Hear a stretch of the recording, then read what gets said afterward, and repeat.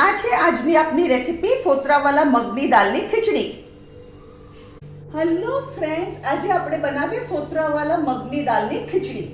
એના માટે મેં શું કર્યું છે, આ મારો વાડકો છે, આ એક વાડકો ચોખા અને અડધી વાડકી ફોતરાવાલા મગની દાળ. હવે ખીચડીમાં મેઇન થિંગ શું છે, આપણી લચકો ખીચડી થવા માટે પાણીનું માપ. તો મેં શું કર્યું છે, આ સેમ વાડકી એક વાડકો અડધે વાડકી મગની દાળ ફોતરાવાલી અને 5 વાડકા પાણી. હવે આપણે આમાં શું કરવાનું, આ બહુ સરસ લાગે, તમે ઘી સાથે લુખી બી ખાઈ શકો ને ખીચડી ને કઢી ખાવ તો મજા પડી જાય. આમાં આપણે મીઠું નાખવાનું સ્વાદ અનુસાર, મેં નાખ્યું અહીંયા મીઠું.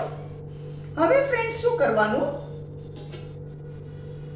આપણે છે ને આને જરા હાથમાં લઈને પાણીને ચાખી લેવાનું. પાણીને ચાખ્યા વગર નહીં કરવાનું. એનું કારણ શું છે, આપણે મીઠાનું ખબર પડે. આવી રીતે હાથમાં પાણી લેવાનું. પરફેક્ટ છે. હવે આપણે આને કુકર સીટી મારીએ. આને છે ને હું 5 વિસલ સુધી કુક કરીશ. સ્ટીલ 5 વિસલ્સ, 5 વિસલ સુધી આને હું કુક કરીશ. અને 5 વિસલ થઈ જાય ને એટલે એને પ્રેશર ઓટોમેટિક આપણે ઓછું થઈ જાય, પછી ખોલીને ખીચડી જોવાની આપણે. તો હવે 5 વિસલ સુધી આપણે કુક કરવાનું. આને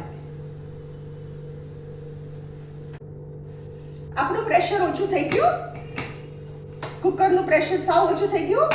કેવી મસ્ત લચકો ખીચડી થઈ છે, આ જુઓ એકદમ લચકો. હવે આપણે પીરસીને જોઈએ જરા. ઓકે,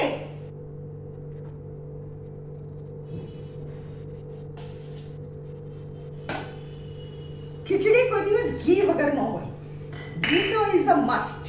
ઓકે, આપણે ઘી રેડવાનું આના પર.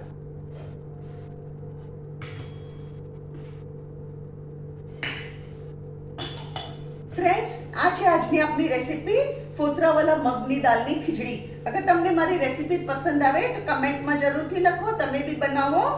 મારી ચેનલને જરૂરથી સબસ્ક્રાઇબ કરો.